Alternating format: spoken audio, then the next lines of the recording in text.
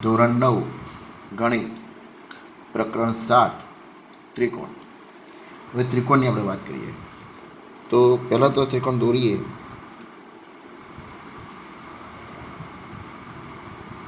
તો ત્રિકોણ દોરવા માટે આ 3 બાજુ આપણે દોરી, બરાબર.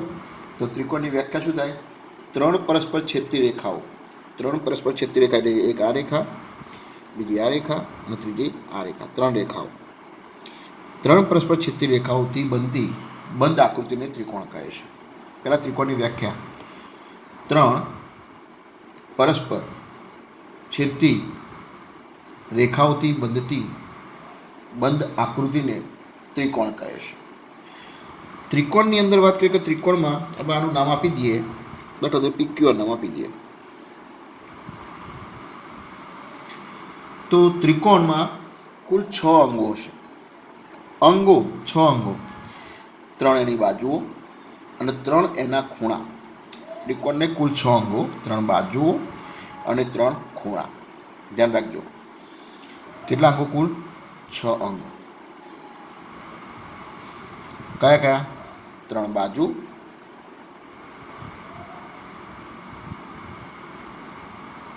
બાજુ કઈ લઈશું આપણે? એક PQ, બીજી QR અને ત્રીજી PR. આ 3 બાજુઓ. અને 3 ખૂણાઓ કયા? 3 બાજુ, 3 ખૂણાઓ. તો 3 ખૂણાઓ કયા થાય? તો ખૂણો P, ખૂણો Q અને ખૂણો R. હવે શિરોબિંદુની વાત કરીએ. ત્રિકોણના શિરોબિંદુ. તો શિરોબિંદુ એ 3 છે. શિરોબિંદુ એ કેટલા? 3 શિરોબિંદુ. કયા? A, B અને C. હવે જુઓ તમે, ખૂણામાં ABC કે PQR, આમાં ત્રિકોણ PQR છે ને, તો P, Q, P, Q અને R. અહીં જુઓ, અહીં ખૂણો લખ્યો કારણ કે ખૂણાઓ હતા. શિરોબિંદુ માટે P, Q અને R. આ P, Q અને R એટલે આ પોઈન્ટ ખરો ને, આ શિરોબિંદુ કહેવાય. આ શિરોબિંદુ કહેવાય. અને ખૂણો એટલે આ ખૂણો. તો ત્રિકોણના કુલ 6 અંગો, 3 બાજુઓ, 3 ખૂણા અને આ શિરોબિંદુઓ PQR છે.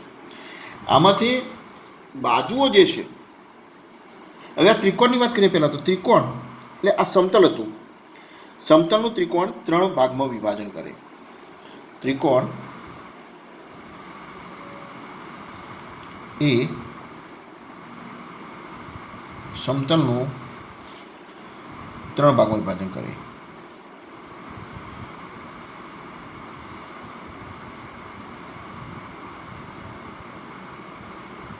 ધ્યાન રાખજો, ત્રિકોણ એ સમતલનું 3 ભાગમાં વિભાજન કરે. કયા 3 ભાગ? તો ત્રિકોણ એક પહેલો ભાગ, ત્રિકોણનો અંદરનો ભાગ.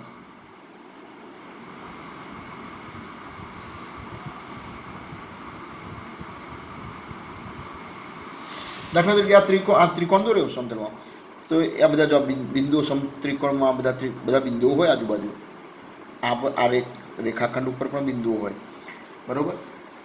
તો આ ત્રિકોણમાંથી સમતલ 3 ભાગમાં વહેંચી. એક આ ત્રિકોણનો અંદરનો ભાગ એટલે આ બધો ભાગ આવે, આ અંદરનો ભાગ. પછી બીજો ત્રિકોણનો બહારનો ભાગ.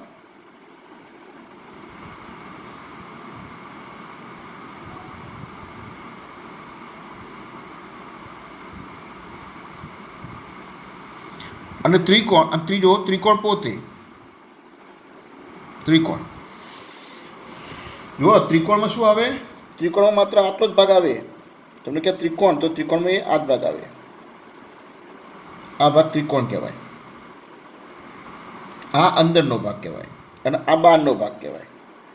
તો આ સમતલના બિંદુઓ 3 ભાગમાં વહેંચાઈ ગયા ત્રિકોણ દોરવાથી. ત્રિકોણનો અંદરનો ભાગ, ત્રિકોણનો બહારનો ભાગ અને ત્રિકોણ. તો આ ત્રિકોણ અંગેની આપણે આ માહિતી હતી, બરાબર. હવે ત્રિકોણની એકરૂપતાની વાત કરીએ. એકરૂપતા કોને કહેવાય? તો એકરૂપતા એટલે એક રૂપ, એક જ સરખું રૂપ હોય. તમે બંને એક સરખા દેખાય, એને આપણે એકરૂપ કહેવાય.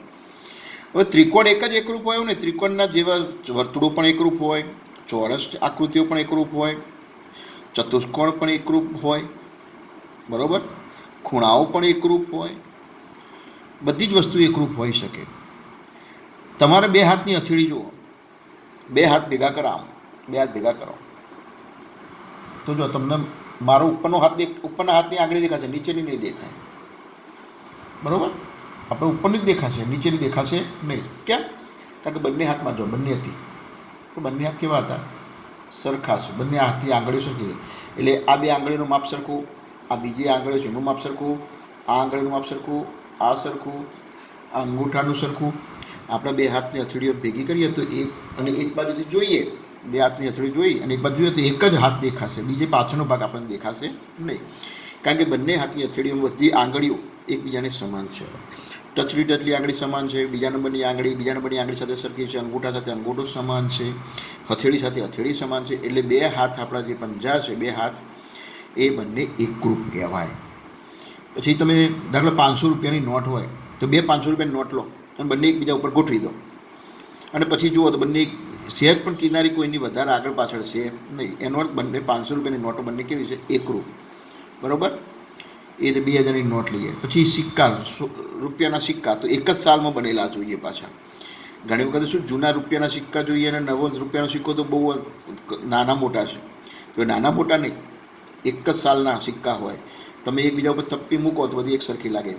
કેરમની કુકરીઓ, કેરમની કુકરી તમે જુઓ તો બધી કુકરી તમે એકબીજા ઉપર આમ ગોઠવો, બરાબર, તો બધી કેવી દેખાય છે? એક સરખી દેખાય છે. એટલે એક સરખું માપ હોય બધાનું, તો એ એકરૂપ કહેવાય. એકરૂપ એટલે સરખા માપનું, એકરૂપ એટલે સરખા માપનું. એટલે તમને એકરૂપ એટલે વસ્તુ ખબર પડી ગઈ. તો એકરૂપ કોને કહીએ? એકરૂપ આકૃતિઓ તો બધી રીતે સમાન હોય, જેના માપ અને આકાર બંને સરખા હોય. બધી રીતે સમાન અથવા માપ અને આકાર બંને સરખા હોય તેવી આકૃતિઓને શું કહેવાય? એકરૂપ આકૃતિઓ કહેવાય, બરાબર. હવે આપણે ત્રિકોણની એકરૂપતાની વાત કરીએ. બે ત્રિકોણો એકરૂપ થવા માટે, કુલ 6 શરતો છે, બરાબર. એટલે બે ત્રિકોણની સંગતતાઓ, બે ત્રિકોણ વચ્ચેની સંગતતા, બે ત્રિકોણ વચ્ચે કુલ 6 સંગતતા હોય. બે ત્રિકોણ વચ્ચે કુલ 6 સંગતતા હોય. તો એ 6 સંગતતાઓ કઈ હશે? દાખલા તરીકે બે ત્રિકોણ હું લઉં, એબીસી, એક ત્રિકોણ એબીસી લઉં અને બીજો ત્રિકોણ હું PQR લઈ લઉં. બે ત્રિકોણ એબીસી અને PQR. તો મારી આના વચ્ચેની 6 સંગતતામાં લખવી હોય, એબીસી અને PQR વચ્ચે 6 સંગતતાઓ કેવી રીતે લખવી એ સમજાય તો, બરાબર, ધ્યાન રાખજો. તો પહેલાં એક જ ત્રિકોણ આપણે પસંદ કરીએ, પહેલાં એબીસી. તો એબીસી હું 6 વખત લખી દઉં. જો ABC, ABC, ABC, 4 વખત થયું. નીચે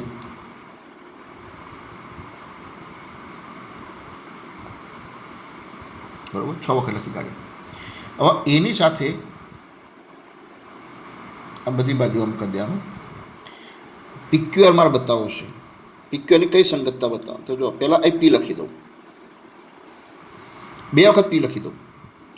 ત્રિકોણ એબીસીના 3 શિરોબિંદુ, એબીસી શિરોબિંદુ લખી કાઢ્યા. હવે PQRના શિરોબિંદુ લખવાના. તો પહેલાં 2માં P લખી કાઢ્યો. હવે બીજા 2માં કયા આવશે તમને ખબર છે? 2માં P લખે, 2માં શું લખવું પડશે? મારે Q લખવો પડશે. 2માં Q લખી કાઢ્યો. તો હવે બીજા 2માં કયો આવશે તમે કહી શકો છો? બોલો હરો. ત્રિકોણ PQR છે, P 2 વખત લખ્યો, Q 2 વખત લખ્યો, કયો આવશે? R. તો R 2 વખત લખી દઉં. જો સંગતતા લખતા શીખી દો, બહુ મસ્ત સહેલી છે. થઈ ગયું? હા. હવે ચલો પહેલા 2માં પહેલો P લખ્યો, તો હવે કઈ શિરોબિંદુ P આવી ગયું. હવે કયા શિરોબિંદુ બાકી રહ્યા? Q અને R, Q અને R. તો અહીં આમાં B સાથે Q લખવું અને અહીં કઈ લખવું? R. અહીં બદલી નાખવું, અહીં R લખવું અને અહીં Q લખવું. Q R, R Q. બોલો કેટલું સહેલું છે જુઓ. તો અહીં સંગતતા કઈ થઈ? એબીસી સાથે કઈ સંગતતા થઈ? PQR. આ એક સંગતતા થઈ તમારી. અહીં એબીસી સાથે કઈ થઈ? એબીસી સાથે કઈ થઈ કહો? PRQ થઈ. આવી મેં તમને કેટલી કીધી? કુલ 6 સંગતતાઓ બને. ABC PQR, ABC PRQ, PQR PRQ. હવે ચલો અહીં તમને આવડી ગયો. હવે એ સાથે કયો લીધો મેં? શિરોબિંદુ ક્યુ લઈ લીધું. હવે બે શિરોબિંદુ બાકી કયા રહ્યા? પીક્યુઆરમાંથી પીક્યુઆરના 3 શિરોબિંદુ, પી ક્યુ અને આર. એમાં ક્યુ તો તમે લખી કાઢ્યો, ક્યુ તો લખાઈ ગયો. હવે બાકી કયા રહ્યા? પી અને આર. તો અહીં પી આર અને અહીં કઈ લખું? R P. તો અહીં કઈ થઈ એબીસી સાથે કહો? એબીસી સાથે કયો થયો? Q P R. અને અહીં એબીસી સાથે કયો થયો? Q R P. Q R P. હવે અહીં આગળ તમને આવડી જશે. હવે તમે જાતે લખી શકો, મારી જરૂર ના પડે. હવે તો આર શિરોબિંદુ લખાઈ ગયો. બાકીના કયા વધ્યા? પી અને ક્યુ. તો પી ક્યુ. અહીં શું લખો? ક્યુ પી. બોલો કેટલું સહેલું હતું. આમાં ક્યાંય મગજ દોડાવવાનું નથી, ગોખવાનું ક્યાંય નથી. બરાબર. આર પી ક્યુ. અને અહીં એબીસી સાથે કયો આવશે? આર ક્યુ પી. તો આ બધી સંગતતાઓ આપણે લખી કાઢી. કુલ કેટલી સંગતતાઓ લખી આપણે? 6 લખી કાઢી. આ 1, આ 2, 3, 4, 5 અને 6. તો બે ત્રિકોણ વચ્ચે કુલ કેટલી સંગતતાઓ હોય? કુલ 6 સંગતતાઓ હોય છે. આ સંગતતાનો અર્થ શું? ધારો કે આ સંગતતા લઈએ તો એને અનુરૂપ આર, બીને અનુરૂપ પી અને સીને અનુરૂપ કયું કહેવાય? ક્યુ. અહીં એને અનુરૂપ કયું કહેવાય? આર. બીને અનુરૂપ કયું કહેવાય? ક્યુ. અને સીને અનુરૂપ કયું કહેવાય? પી. એ જે એબી બાજુ લઈએ તો એબી બાજુ, તો એબી બાજુને અનુરૂપ કયું કહેવાય? આર ક્યુ બાજુ કહેવાય. બીસીને અનુરૂપ કઈ બાજુ કહેવાય? ક્યુ પી કહેવાય. અને એસીને અનુરૂપ કઈ કહેવાય? આર પી કહેવાય. તો એ અનુરૂપ બાજુ, અનુરૂપ ખૂણા તમને ખ્યાલ આવી હશે.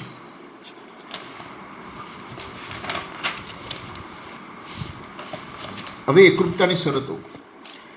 એકરૂપતા.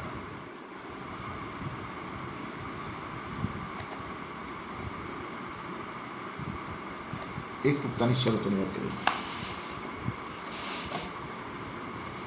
તો એકરૂપતાની કુલ બે ત્રિકોણ એકરૂપ થવા માટેની ઘણી શરતો છે. એ બધી શરતો તમને બતાવી દઉં. બરાબર.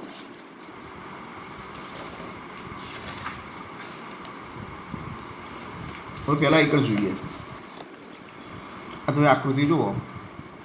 આકૃતિ આ પહેલી, આ બીજી, આ ત્રીજી અને ચોથી આકૃતિ છે એ બાજુમાં. આ 4 આકૃતિ તમે જુઓ. એમાં પહેલી આકૃતિ સાથે કઈ આકૃતિ એકરૂપ છે બતાવવાનું છે. પહેલા સાથે આકૃતિ કઈ એકરૂપ છે? એકરૂપ એટલે આ જે માપ છે, આના આ એક ચોરસ છે, ચોરસની આ લંબાઈ, આ લંબાઈ, આ લંબાઈ, 4 લંબાઈ સરખી હોય. આટલા જ માપનો બીજો જે ચોરસ હોય એને એકરૂપ કહેવાય. તો આ બે સરખા દેખાય છે? ના, તો આ બે એકરૂપ નથી. આ બે એકરૂપ દેખાય છે? ના, આ નાનો છે, આ મોટો છે. આ નાનો છે, આ મોટો છે. પણ છેલ્લો ચોથો તમે જો તમારી ચોપડીની અંદર 100 નંબરનો પેજ જુઓ તો ચોથા નંબરનો ચોરસ અને પહેલા નંબરનો ચોરસ, આ બંને જો માપ સરખા દેખાય છે. એનો અર્થ